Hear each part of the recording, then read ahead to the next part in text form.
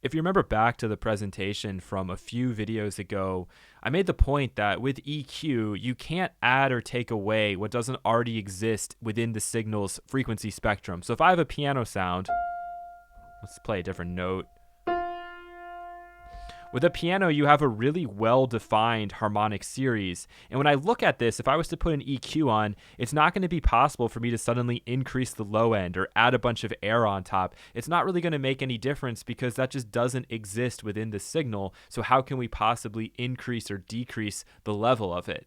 But with distortion, you have the ability to add in new harmonics, to generate new little sine waves to come popping up here on our spectrum analyzer. And that's really why you're going to use something like a distortion device or a saturation device. At that point, once you've added the distortion in, you could then go back with an EQ and make any additional adjustments that you need. So the whole concept and idea with distortion is actually very simple. But the question you then might have is, well, what sort of harmonics are going to be added to the sound? Is there going to be a logic to it? Is it going to be completely random? How is that going to work? And really that depends on the actual circuitry and components involved. So if we bring in something like a guitar cabinet, for example, and this is going to be our more extreme of our two distortion effects that you can use, both are going to be following the same principle. But if we bring in something like a guitar cabinet, what we're doing is we're really just overdriving all of the amplification stages within this. So it might be tubes, it might be solid state, and that's really determining the sound that comes out. But this is a form of harmonic distortion.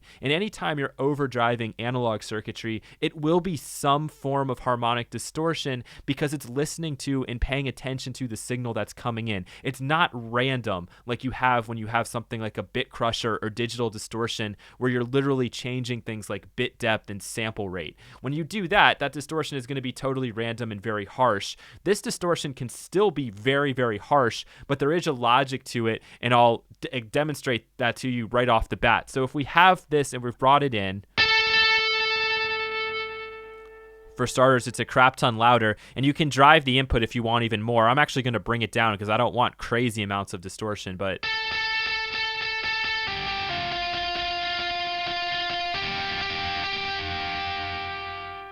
so we're now totally changing the sound of this piano by bringing it in here to this amplifier and cabinet simulator. But if I play something like two notes that are an octave apart, listen to this distortion. It sounds very nice. If I play two notes that are a semitone apart, it clashes, and it follows the same principle whether this was on or off. If I play notes that are an octave apart, very nice as compared to notes a semitone apart. Right? It's a little more dissonant there. And so the same concept is applying here with the distortion and with the harmonics that are being brought into the signal. There's not a whole lot for me to explain to you with this device either. You can kind of drive these different ranges in the sound. So if you want to add in more bass, you can do that. If you want to add more mids, more treble, more presence, etc., you can experiment with this to your heart's content. And we can take a look at it here so that you can now see the difference.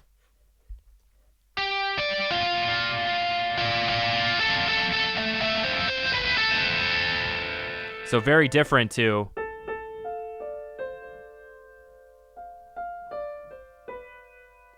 And I'm not saying that you're going to necessarily want to put this distortion effect on your piano sound, but you might because it really changes it completely. So let's just mess around here with some of these settings and see what we get. We have some different amplifier options, devil or animal. Let's go with devil.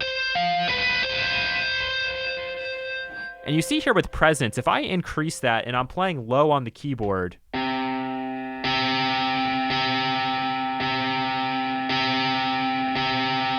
it's making an effect, but there's not a ton of frequencies up in this region based on the source that I'm bringing in.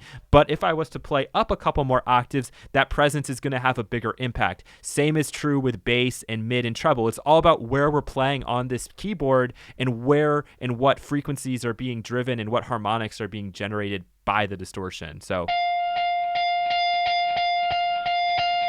suddenly that presence has a lot more of an effect, and then the bass will have not a whole lot. But if we go down,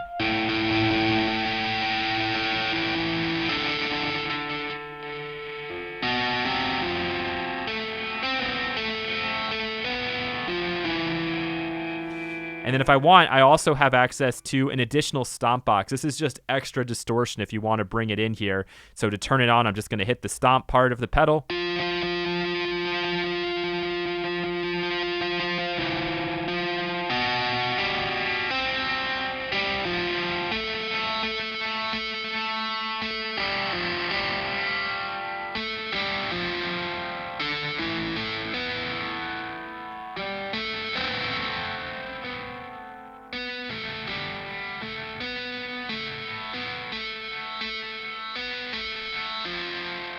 And then also we do have 2 additional filters to control this even further, a high pass and a low pass. So I'm going to bring this low pass back.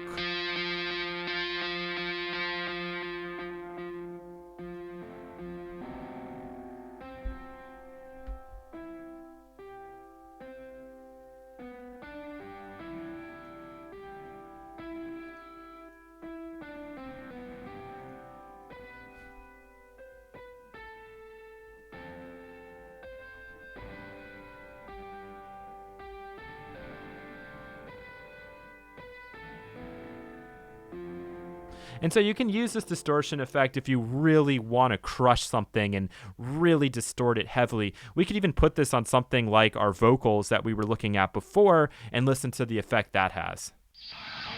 Each heart and each heart, wherever my path lies, be truly upright.